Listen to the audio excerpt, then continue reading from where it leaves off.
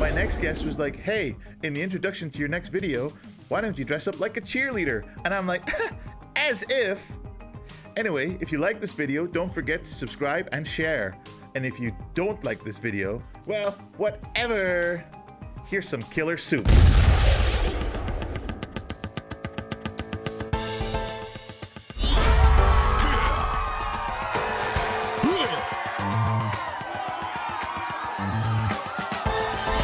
Nicole Bilderback exploded onto the Hollywood scene back in 1995 and never looked behind her.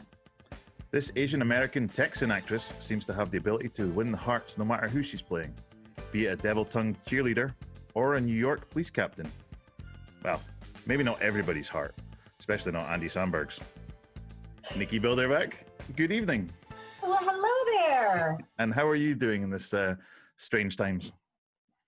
Oh goodness, I'm doing okay. I'm actually doing quite well. It's been a roller coaster though. You know, I mean, I don't know how bad it's been over there, but in America, well, as everybody knows, in America, it's been a shit show. On top of the pandemic. So, but you know, during this time, it's been, you know, I think it was more so kind of more emotional in the beginning.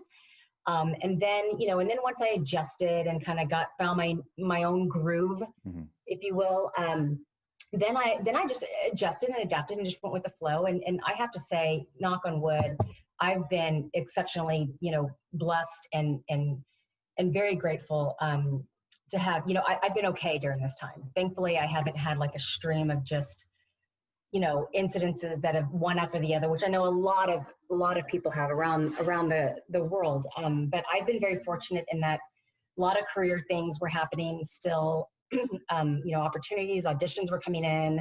I even I did a quarantine project with some incredible actors, and you know, and now I'm back to work doing a TV series. So for me, I can't complain too much. Good, excellent.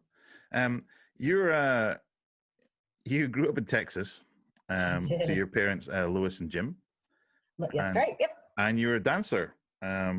So at what point did you feel like you were going to go push towards acting? Oh goodness. You know, I had always known that I always had this connection with acting. So growing up dancing and being a performer, what would happen is I would be in my living room or, you know, be in the kitchen or whatever. And, you know, and a family member, whether it be my parents or my brother, you know, they'd walk into the room and they'd be like, Nick, who are you talking to? And I'd be like, oh, no. I'm acting out a scene from Growing Pains. You know what I mean? Or I'm acting out a scene from some movie that I just saw, or what, I don't know if you guys know what Did you guys ever see Growing Pains? Okay. I think it was quite a while ago. Kirk Cameron. But you know, so in other words, I would reenact scenes that I'd see on TV shows and in movies. And so that was kind of a sign at a very, very young age that I had interest in acting.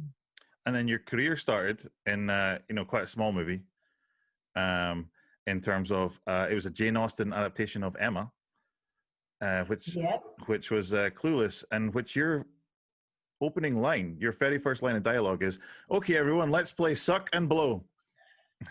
Naturally. That's a hell of a way to Naturally. And what a bunch of people to start working with: Alicia Silverstone, Paul Rudd, Donald Faison, Breckin Mayer. I basically like looked at that, and then immediately it sticks out that Brittany Murphy's in there, and both of your careers started at the same time. And you know must have been a bit of a shocker when she passed away. Oh God, oh man, I remember hearing about it too. I was home in Dallas, Texas, and visiting my family. I believe, if memory serves me correctly, I believe it was around the holiday time when she passed, and I remember getting the news and just my heart stopping, everything just stopping, because it was just so unexpected. It was just such a shocker. And she was so lovely. Brittany Murphy was just a ray of sunshine. She's everything you'd probably expect her to be if you are familiar with the movies that she's done. So just such a big ball of talent. And that was both our first movie. Yeah. And so that was, anytime we'd hang out, you know, after shooting Clueless, anytime we'd hang out or run into each other, see each other, she was just always just had the biggest smile on her face. And I was just so happy and proud as her career progressed throughout the years.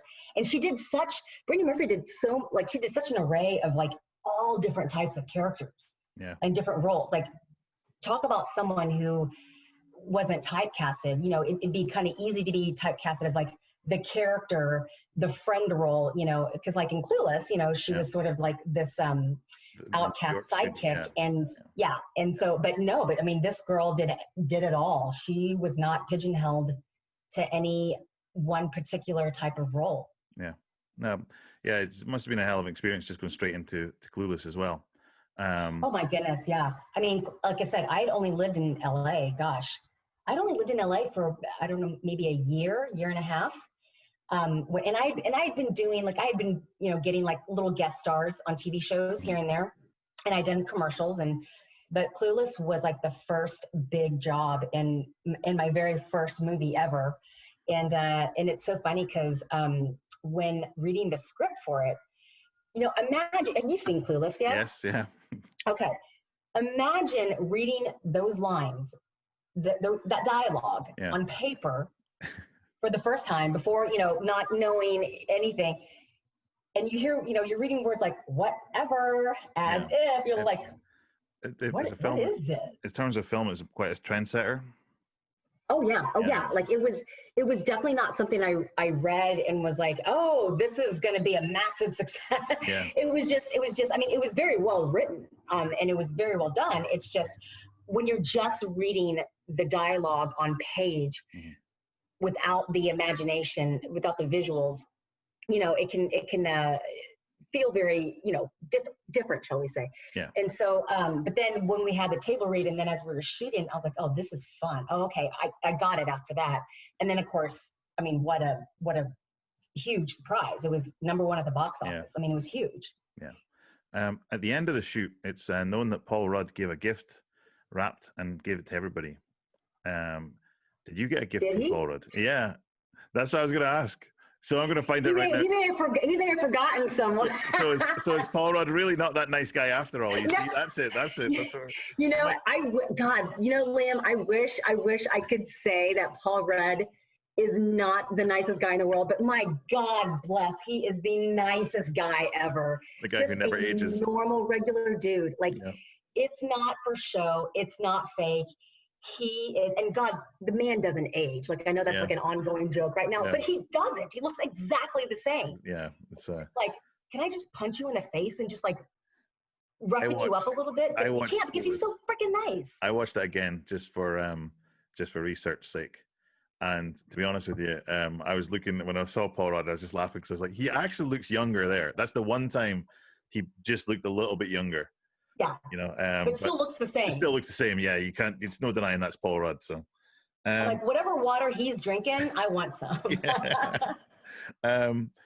So as well, so you kind of jump between film and TV in your career. And you were on it's quite funny, 30 years on from its original airing, you were on the final season of The Fresh Prince of Bel-Air. Yeah. Oh yeah. That was super fun. And I'm just wondering if it was like they all talk about, were you there for like the table reads of that episodes and things? And then you're there for like the walkthrough, and then it's like a big party on the day of the shoot and everything. It's in front of a live audience. They just get everyone jayed up for it. You know, it's was it fun as it looks? Oh my God, more so. So how they do it is when a half-hour sitcom that's taped in front of a live studio audience, how it works is on the first day, you have the sit-down table read. And then you immediately start rehearsing.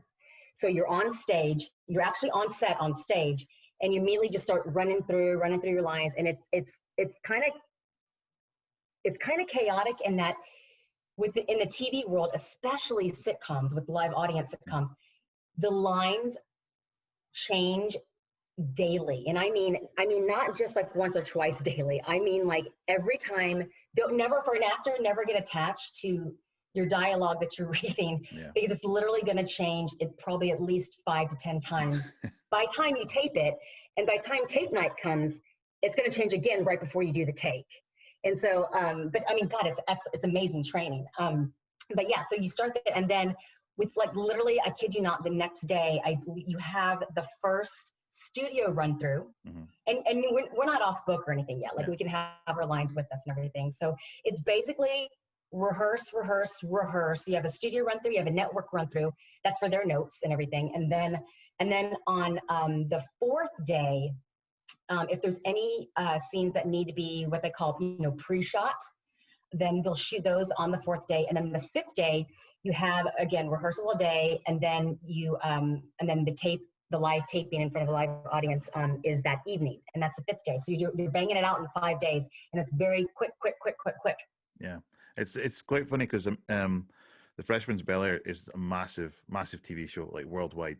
And even the episodes that you were in playing Janet, Ashley's friend, the topic, which seemed to be on the point all the time with Ashley at that point, was about sex and her virginity, and it was very, very like hard hitting. And The Freshman's has always had those, like, it's a comedy show but has massive undertones, like the drug abuse. And what's more crazy now is watching back, going back, even their first season that has a lot of racial profiling storylines when Will and Carlton get pulled over, and these things are it's crazy how much they're still effective today. It's just they were highlighting it back then, and it's still happening today. But they were highlighting it back then, and the thing is, it's like, even though they're turning into a storyline and even making it humorous, the truth of the matter is especially in America, and I'm sure everywhere else, but it's just since America is so highlighted right now, that I think that these incidences have always been happening from the very, very beginning, and it just so happens that in 2020. People started getting caught. The police started getting caught, or, you know what I mean? So it's sort of accelerated at the forefront that much more so, but it's long overdue. This, none of these things should have been happening, all these racial profiling, and you have to ask yourself, okay, how did we even get here to begin with? But the truth is that, it's a many, many, many, many years of correcting that we have to do. It's not just because people like to blame, oh, it's 2020. No. This has always occurred for like 400 years, Yeah, it's a really powerful show. And it's quite funny because, as much as like life in the Banks household, and James Avery was, no matter what, he might have been an uncle, but he was everyone's father figure.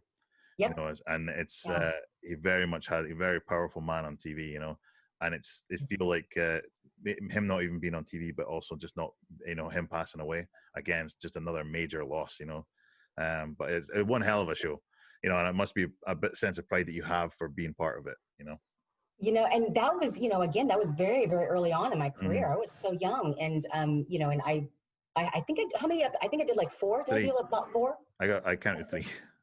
I think it's like 4 or 5 episodes. You think I would know, but it was so long ago.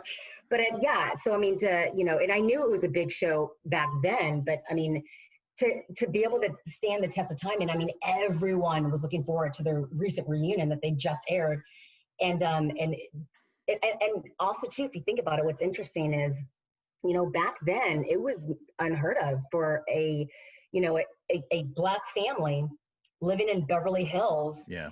Very well to do, beautiful big home. And it's like, and which I commend them.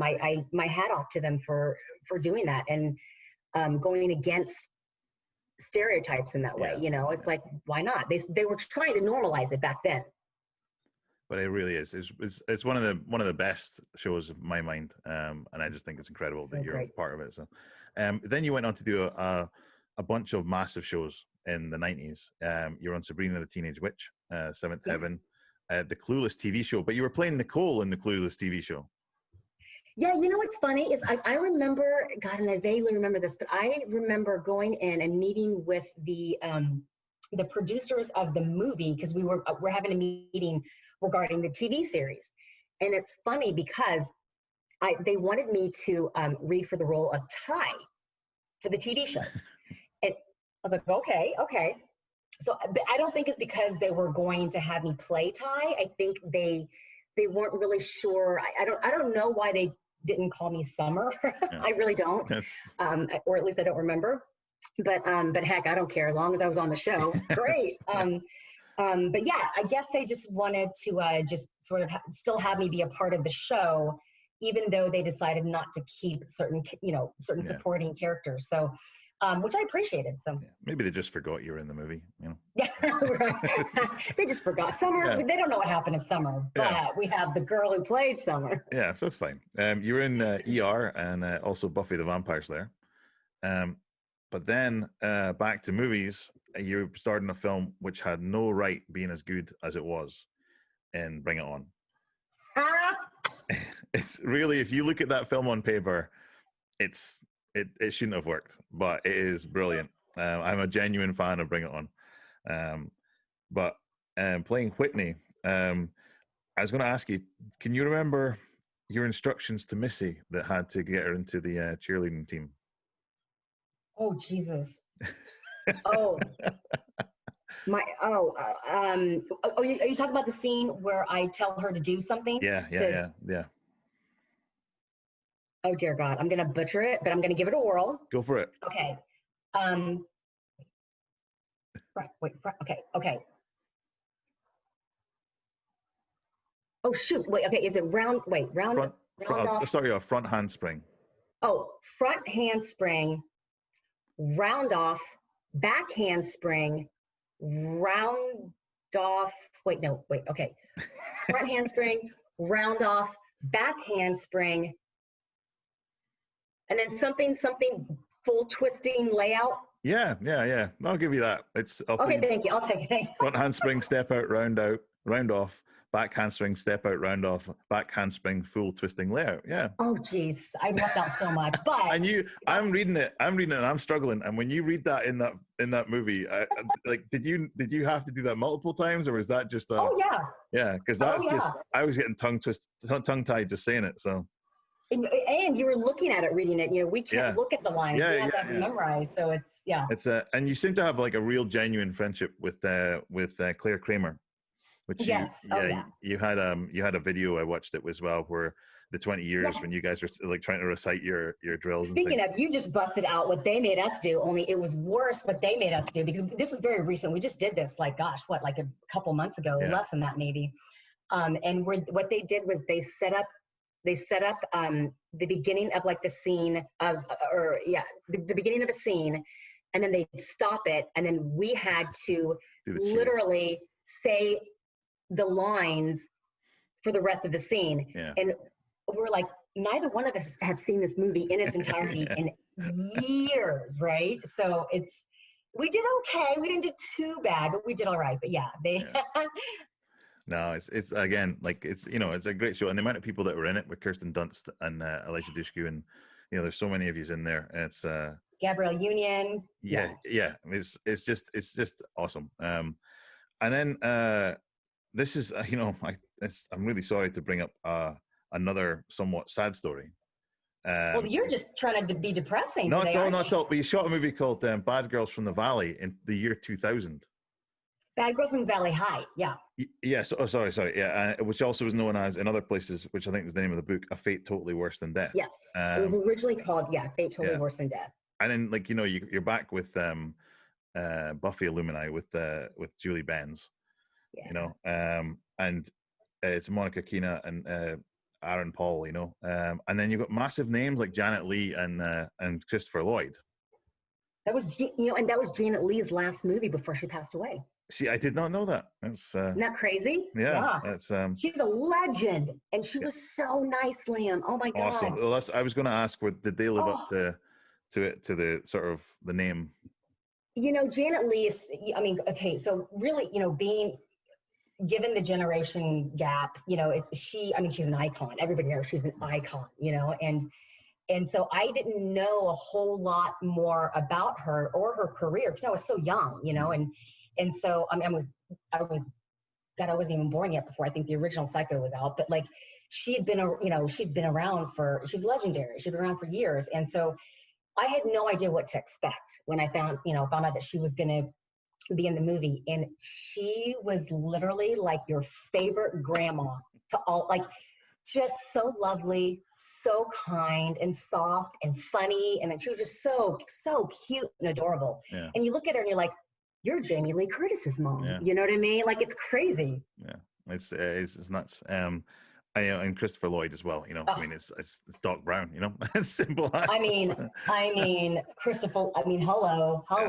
Yeah. That was just a treat. That was just the biggest treat. Like, we were already having a blast as it was, working together, and we shot actually in Vancouver, and we were just having a blast while hanging out, you know, doing our thing, but then on top of it, you have, you know, Janet Leigh, Christopher Lloyd, and when you throw in Christopher Lloyd, you're just like, am I really in the scene with Christopher Lloyd right now? Am I really with Doc Brown? Like, how do you even fathom that? You're just waiting for the DeLorean to show up with I was totally waiting for the DeLorean to show up. Damn it, it never did, but I was hoping it would.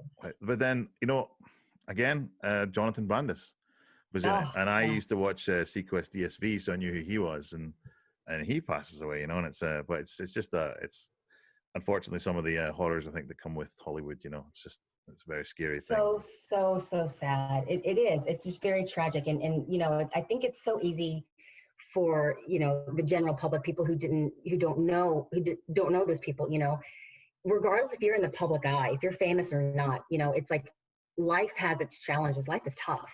And I think it's all too easy for people who aren't in the entertainment industry to blame the entertainment industry as sort of like, you know, it has this stigma to it, you know, that's saying, oh, well, you know, if you're a famous actor, you know, being a famous actor comes with, you know, a drug problem or comes with alcoholism, and that's not necessarily true. Yes, it can be, it's happened, but that's really more personal stuff that's going on within any individual. And so, you know, it's such a shame that there is that stigma with the entertainment business, because it's like, at the same time, there's also so many positives of being in the limelight in that way, and all the good you can do. And I think that another thing to remember is, you know, instead of judging these people, these, you know, actors that have, however they passed, you know, if it was due to substance abuse, to remember that, hey, you know, it went public and their lives were being, you know, publicized in such a brutal way.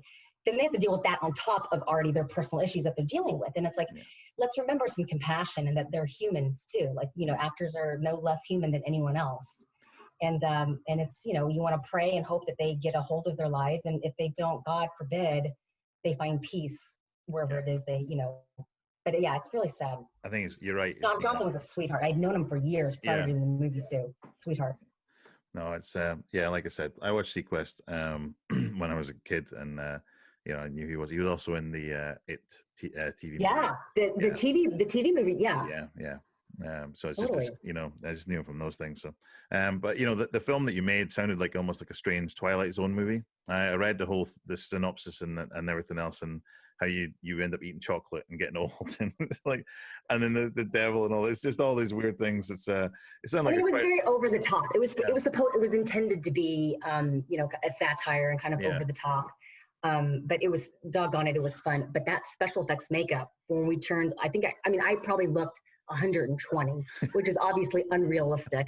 But I mean, it's, you know, that's, oh man, after going through sitting in a makeup chair for 5-6 hours before shooting a whole workday, that, oh man, actors don't have it as easy as you think. People. Hey, I've worked with you guys. I see what some actors get put through. And then you're back on the big TV shows with Dark Angel, you know, James Cameron all over it, you know. Did that feel like a bigger show than previous TV shows that you'd worked on because of the... Sure. Yeah, sure. You know, I was on the first season, and, you know, anytime you're doing a new show, you never know how it's going to go. But by time I joined, because I recurred on that show, I think I did again like 4 or 5 something episodes, and you know, walking into it, I was walking into knowing it was already a big success for the network here in America. And so, but I mean, gosh, you have, you know, James Cameron's name on it, and you figure it's probably going to do well, and it did, and it totally did. And that, you know, what I love about that show is that it was so innovative for the time.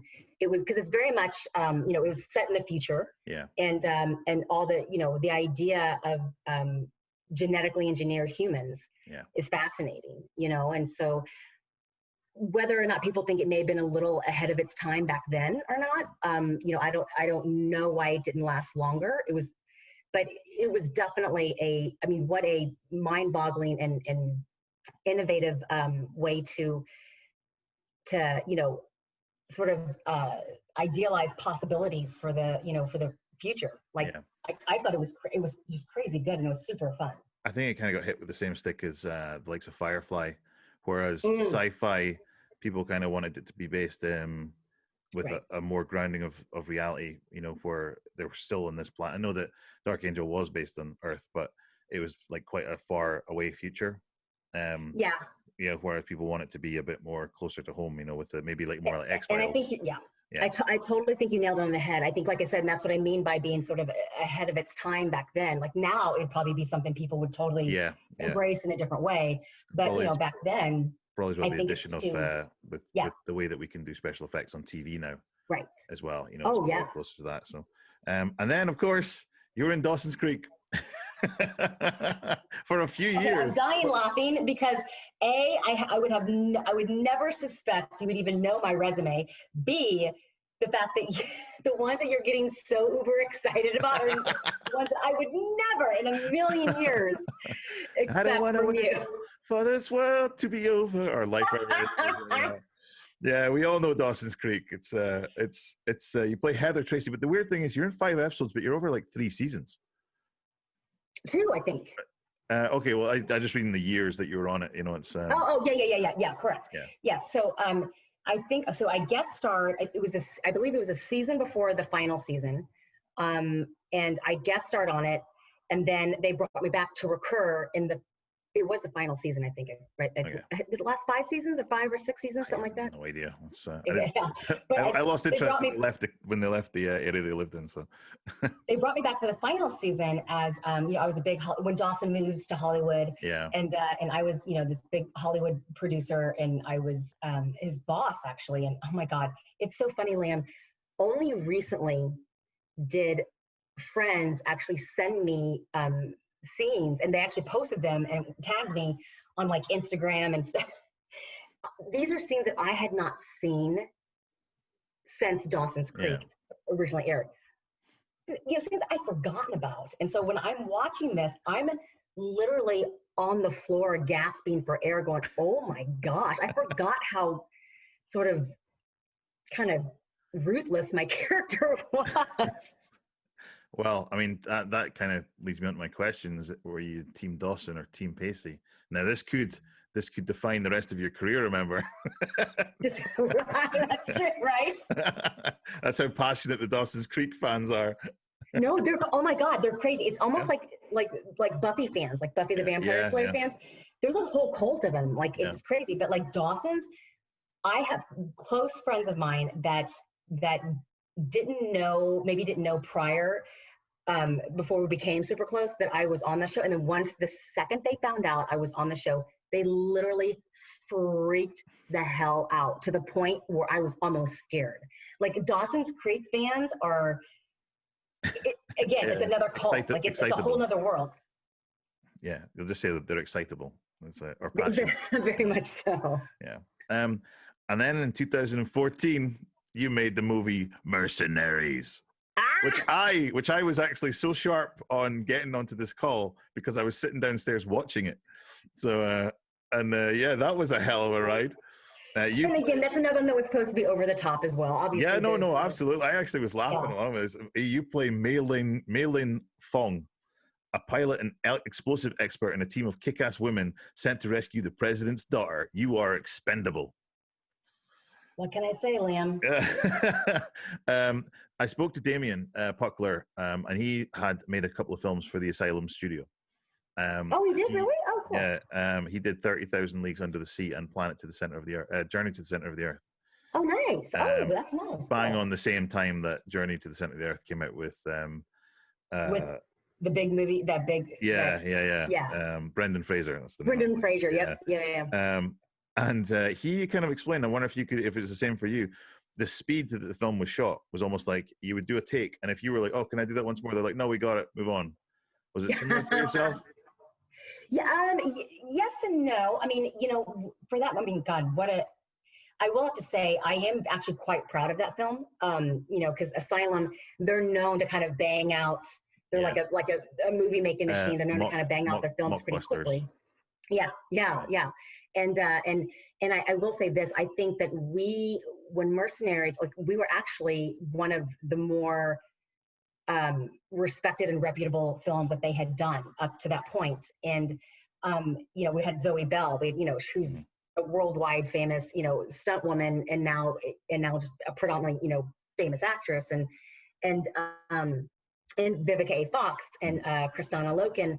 So we not only did we have sort of, you know, this exceptional cast, but I think that probably gave us a little leverage in when we were shooting scenes. The scenes were definitely shot fast. We definitely had less takes than you normally would on, you know, regularly. But if we needed to, you know, if we wanted to do it again, or if we, you know, for whatever, like we actually did get a few opportunities to. I mean, Well, it's like, and the reason why a lot of times they don't give you additional takes is because budget reasons. So. Maybe they just thought, you know, Damien, that'll do. Come on, move on. Right. I was gonna say, maybe just tell Damien next time. Maybe I'll just say, I spoke to Nikki. She says it was exactly the same, man. Don't worry about it. It's fine. You should tell him, like, oh no, Nikki said when she worked with them, she got to do as many takes as she wanted. That'll devastate him. He'll just be like, oh no. And then you have like a commando moment as well, where you all suit up, you know, and that made me laugh out loud, 'cause it's just ripped straight from Commando, all the zip up, the guns and everything. It was you're just short of putting on you know, camouflage makeup. But you have a few lines, so you have quite a few lines in that film that are cracking. You know, you talk about giving like Asians, you give a happy ending and all these things. I'm like, oh my word. But you also say, see you next Tuesday, bitch, which for a lot of people I know, the people that I used to work with and everything, say see you next Tuesday quite a lot. So it's so funny you caught that. I totally forgot about that. That's hysterical. If somebody knows what that means, it's like they need to up the rating. So so you have to bear with me on this question, because this is quite a long question. So you starred in Sex and Death 101 and later in The Mentalist. You also had a part in season 3 of Castle, and then played a detective in The Rookie. And finally, you were in Buffy and Bones. So aside from Simon Baker, Nathan Fillion, and David Boreanaz, are there any more people, a cast or crew, that you bump into regularly?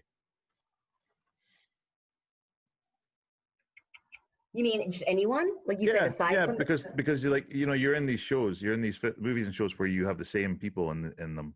You know, Nathan Fillion's in both The Rookie and what did I say it was Castle. You know, and it's kind of like, you know, it's this reoccurring people. Maybe you see the same crew people on different projects and things. Oh yeah, I mean, yeah. Every now and then, you know, you'll run like wardrobe people that I've maybe worked with in, you know, years prior on another show. I mean, it's all kind of one, like, as big as the industry is. It's all kind of like.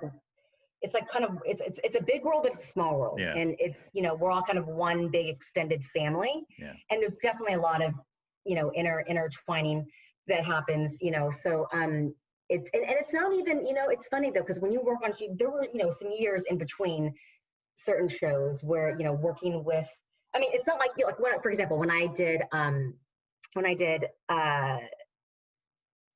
the David Boreanaz one, the newer one. Bones, isn't it? Was it Bones? Bones, yeah, I think so. Was there another one he did? Oh no, you're right. Maybe it was Bones. I'm so glad you know my resume and I don't, because this would be really shitty. Because I'd be like, oh. You're probably like just going on to the next project, whereas I'm actually looking back. Yeah, like, oh. Totally. But like, you know, so it's not like when I was meeting him and working, because I did have a scene with him, you know, it's not like I, you know, brought up, oh, hey, good to see you again. We worked together 20 years ago on Buffy. You know, it's, you know, so many actors, you know, come and go on these shows, but it is a treat though. Like it was definitely cool to see him again, even if in my own mind, you know, like however many years later, and get to work with them, you know, in a totally different capacity, in a totally different environment. And also to see them like kind of how, you know, how they've grown up and matured, and you know, how you've totally grown up and matured. And so it's actually really cool to get to work with See the actors same that you've people again. worked with before. Yeah, absolutely cool. Now, you know, you played a By the way, there's alcohol in my little coffee drink. okay, I feel better then. That's fine. Okay, good. I was gonna say, where's yours? Because Cheers. Cheers. So get this. I was at the store yesterday, and I bumped into this it was a cold brew cream liqueur. So it was cold brew coffee cream liqueur. So I left a little bit of my coffee that I had left over from this morning, filled the rest up with this cold brew liqueur, and it is delicious. I'm jealous. And what are you drinking, sir? I've just got rum and cola. I'll say cola because I'm not allowed to say Coke. But this Where's is your ice? it melted. This is the glass. I'm not sure if you can read that. It says. Oh, here's your name. I got Liam. It says here. Oh, funny. Single measure, double measure, and then Liam's measure. And this is a present for my birthday from Samantha Jack, who is the makeup artist on Redwood. That is amazing. So she was at mine with a couple of friends. We'll just say ages ago. It wasn't recently at all because we'd get in trouble for that. And I filled up to here. I filled up to Liam's measure with just straight rum. Had two of them and don't remember going to bed that night. So yeah, it was interesting. So. Well, I'm glad you at least put a little Coca-Cola in it. This time I was like, next time I'm going to go with Coke. So that's fine. Now I want to I'm not going to lie. My personal favorite.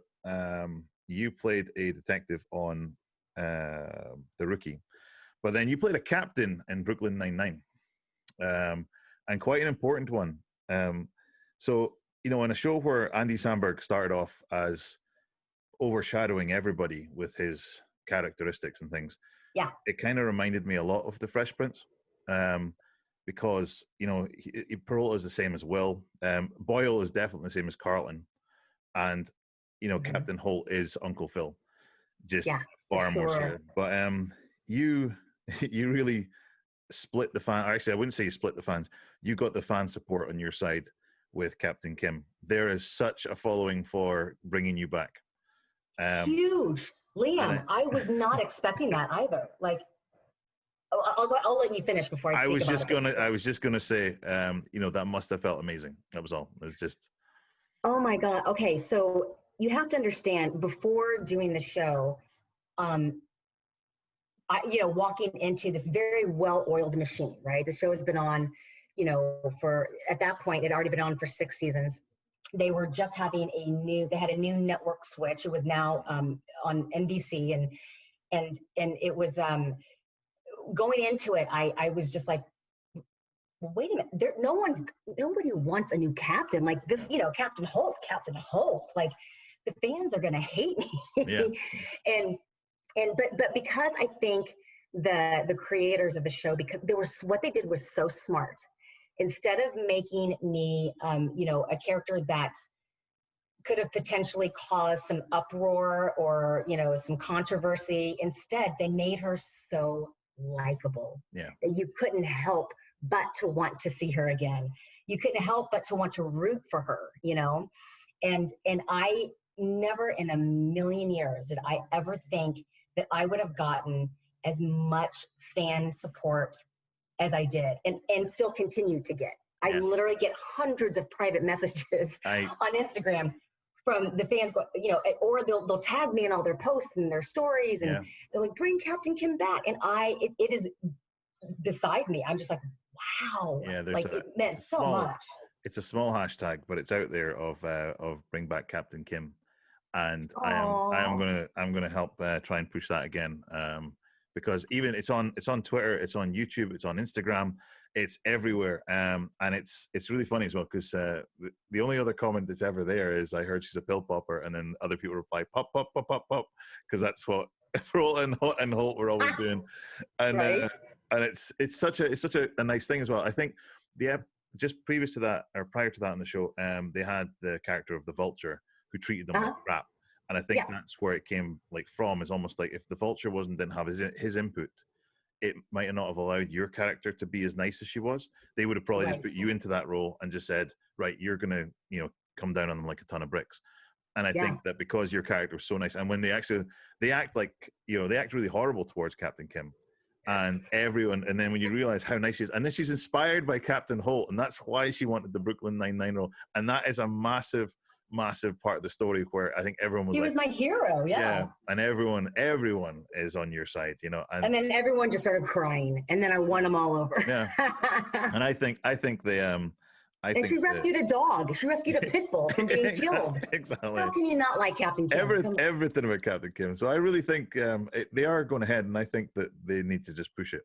I think you need to. We'll start it, then we'll get her back. Because it's too. I would love to go back. That's the Brooklyn Nine-Nine. Talk about a blast of a show to work on. That show is insanely fun. And it has everyone's favorite man in Terry Crews. I'm sorry? It has everyone's favorite man in Terry Crews. Oh my God. Terry. So Terry was actually the very first cast member I met from out of all the cast. I was at the table read. I was literally walking into the building, and and they were shooting, they were location shooting in downtown LA. And so I was walking into the building, and Terry was standing at the elevator waiting for the elevator. And then I'm walking ahead, and then Terry looks over, and he throws his arms up, hey, literally, and just like, I am so excited to work with you. I mean, just the nicest, coolest, down-to-earth, funniest man you will ever meet.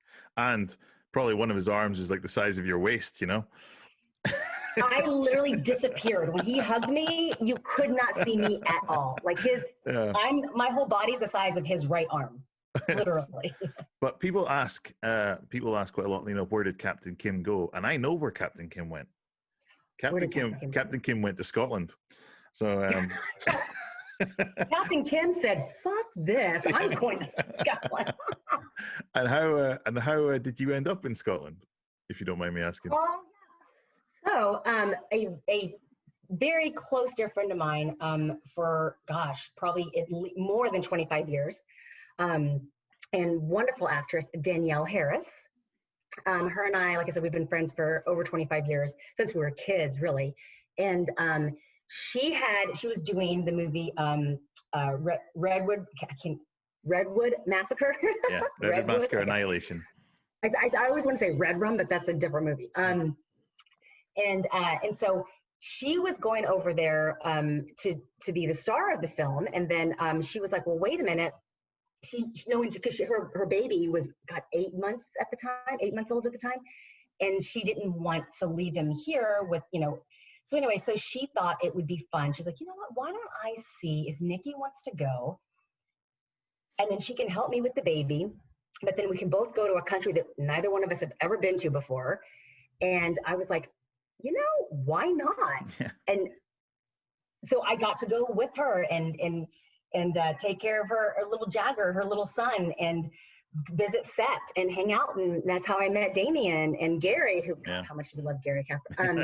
And that's how I met you. So I met everybody. And we ended up having a blast. It's funny. It was so much fun. It's funny because I said the same thing to Gary, a similar thing to what you were just saying about Terry Crews. And Gary Casper is just like one of the nicest guys, It's just insane how nice he is. It's almost like it's like you want to find a flaw in him, but you can't. You literally can't. He's Terry Crews and Gary are like literally like the biggest teddy bears that you just want to adopt and take home with you. And if you have to kidnap them, you will, because they're that nice, you know. Whereas Damien, I'll look straight at the camera, is a sarcastic asshole. Yeah. That is Damien. You're absolutely right. You're absolutely right. He'll watch this. I'm telling you, he'll watch this. I don't make him watch it. You're not only gonna make him watch it, I'll make him watch it. But he and I were actually just messaging. We were just messaging yesterday, I think, or maybe it was today.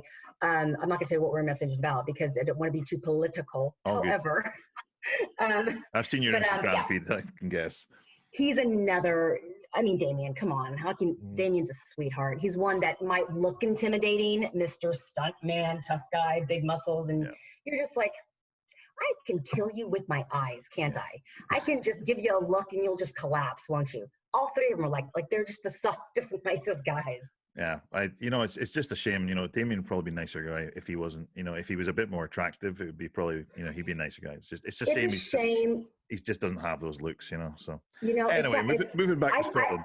I feel really sorry, really sad for that guy. Poor guy. Here you have a guy who's talented. He's got a good body. If he just had the look, like he could have everything going for him. Doggone it. Oh well. Yeah. He'll never see this stuff, so it's okay. Yeah, exactly. Yeah, he doesn't watch this stuff. Yeah, so how did you find Scotland? In terms of other than the fact that it was always light when you were here. Danielle and I, we could not get over it because we had a hard time falling asleep because it would be 10 o'clock at night and felt like it was 5 o'clock. Yes. We don't have that here. Like it actually really messed us up. We were like, oh my God, how are we supposed to fall asleep when it doesn't get dark till like 11? Yeah, and then it gets late at 3. So it's changed now. We have the seasonal thing, so it's okay. As well, I want to give a shout down to Aunt Betty's, the ice cream shop in Stonehaven. I know that you guys went there on the beach, where you can basically get anything you want in a cone or in a tub and any toppings and things. And we did. Yeah, pretty much. It was literally, it was probably like 3 scoops of love in heaven in a cone. Yeah, it's Bring that shit here. We want it here. And then you went up to Loch Ness. Yeah. I was really hoping to see little old Loch Ness monster. A little disappointed I did not. But then Gary Casper was in the water, so But then Gary Casper was in the water, and that pretty much made up for. I saw him in his boxers in the water like a dumbass, and that freezing fucking cold water. You have this big, huge 6 foot whatever however tall he is, 6'6" or something. How tall is he? He's 6'2", I think. Yeah, he's huge. And here he is in his boxers, swimming like a 5-year-old in water that you're not supposed to swim in. You can swim in there. It's fine. It's cold, but you're allowed to go in there. Yeah. There's no trespassing law in Scotland, so you can go in there. Perfect. Good. And you had your birthday when you were here as well. I did. Yes. And I mean, how cool was it that I got to, not only spend a birthday in a different country, but to spend a birthday with the whole, the whole cast, and it was literally me and Danielle and just like dudes. Yeah. Dudes everywhere. It was Gary and Damien, and I mean it was so much fun. I actually have pictures of it. Or you can hawk some pictures if you want from my Instagram. And oh, don't worry, I've already planned some out. Oh, you did? Okay, I'm way ahead of you. And that's actually just on flip side. Danielle had her birthday, and that's how I met you, because I was essentially your Morgan Freeman to your Miss Daisy. And you and Jagger were getting in the lift to set, and Lorraine says, "Can you go and get Nikki?" And I was like, "Yeah, sure." And that was that trip. That's when I surprised her on set with the cupcakes and yeah. That's right. We had to drive. How many cupcakes do you need? That's right. I forgot all about that. So thanks. Yeah. So, yeah. And I was like making sure the cupcakes don't like fall on the You got like Jagger on one side and the cupcakes on the other. I was like this. I was doing double duty. But yeah. I mean, Jagger's cute and all, but save the cupcakes, right? Like, come on. But yeah, that was, I really hope you enjoyed your time in Scotland, for as it's Aberdeen. It's probably the least picturesque city in Scotland. But I think, the place. Funny story about that. I recently met and hung out with Richard Madden. He's a fellow Scott. Do you know who he is? He's an actor who's on The Bodyguard. Yes, he's amazing actor. He was in Game Rocket of Thrones. Man. Yeah. Yes. Incredible actor. He's Rob Stark. Guy. He's Rob Stark. Huh? So he's Rob Stark. Yeah. Incredible actor, sweetheart of a guy. And he and I were having a conversation, and we were talking about, and literally we're both in our phones showing each. I'm showing pictures of his country. I was like, look at this. It still looks nice. I know, just in case. I don't know how long you've been there. Like, here's your greenery. Here's the sheep that are everywhere. But we were just talking about just how when I mentioned where I was, he was like, you were where? And he goes, so you were in just about the most depressing Yeah. glib, dark, gloomy city on the planet. And and I just started laughing. I was like, yes, it was. I go, but also too, I go, but I did love it. There is something about the architecture and sort of that Gothic feel, the Pebblestone, streets. We don't really have that here. So like for me, culturally, it was actually really cool to be in. It's a city that's older than America, so it's going to be, yes, it's one of these. But then most of probably most places in Scotland are older than America, so it's Aberdeen is unique in terms of it's just so grey. It's just But then for yourselves, like as well, when you were, I remember we were driving, you were just astonished at how green everything was, and it was just and that wasn't even. You're probably like, oh, dumb Americans! All they can talk about is the greenery. No. But no, as long as you enjoyed your stay here, that's good. You're welcome back. Oh, I absolutely loved it. I really did love it. I mean, I'd like to go back to Scotland and see more. I'd love to go to, Glasgow and just, I'd love to visit all over. Because I heard that you can actually drive cross country in 5 hours, is it? Yeah, you could do that, yeah. You can't even drive through Texas in 5 hours. Like, it literally takes you days. Yes. And I was like, that's fascinating to me. I had to drive down to London during the lockdown, and it takes 9 hours. That's from Aberdeen to London, one end of Scotland to the other end of England. So it's it's quite a distance. But just sort of closing off, do you have any, what you got coming up, what you're working on now? Right now, I'm actually we're shooting a brand new TV series called Cruel Summer. It'll premiere next year in 2021.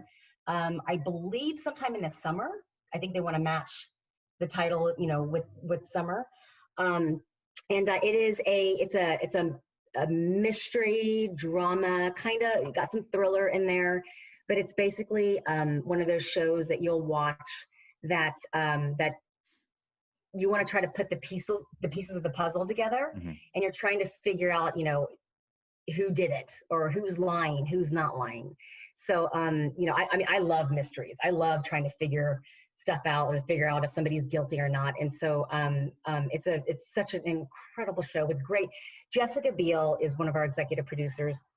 And I mean, let's just be honest, it's kind of cool to be able to say that Jessica Biel is your boss lady. But no, she actually produces incredible shows, really great shows. And so, we're in very good hands, and we have an incredible cast, and we're just having a blast. We're shooting it actually in Dallas, Texas, and it's just super fun to get to know. I actually am working. One of the series regulars is actually a close friend of mine who I've known for a long time. So it's super fun to get to work with my friend, but it's also super fun to get to meet new cast members, and immediately when you hit it off and become family. It's we've got our challenges though, because it's we're still in the pandemic, and we're in Texas where COVID isn't real. They don't really believe in it. They can shoot it, it's fine.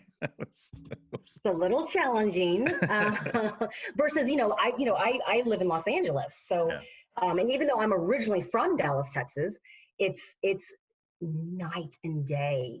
We've been conditioned here in California very, very differently. We've taken it. We had to take it very seriously. Everybody bunkered down.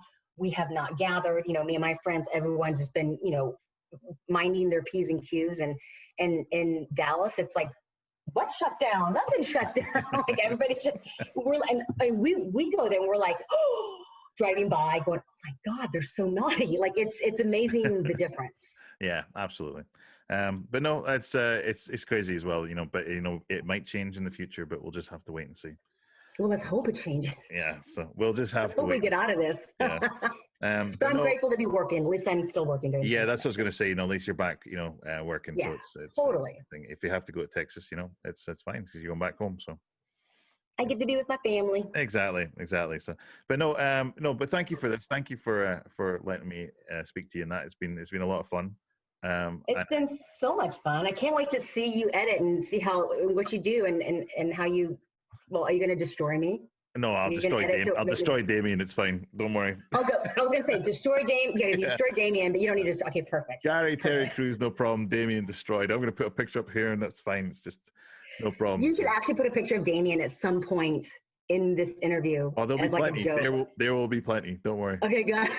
I'm gonna get David on it as well. You know, we're all gonna go in and add some stuff. So, but this will be Or in it even as have well. like a picture of like my body with like Damien's face. That's you what know, I'll do. You gotta Sorted. fuck with them. You just gotta fuck with them. Sorted. Okay, perfect. No, that's exactly what we're gonna do. So look forward to this, Damien. Look forward to this.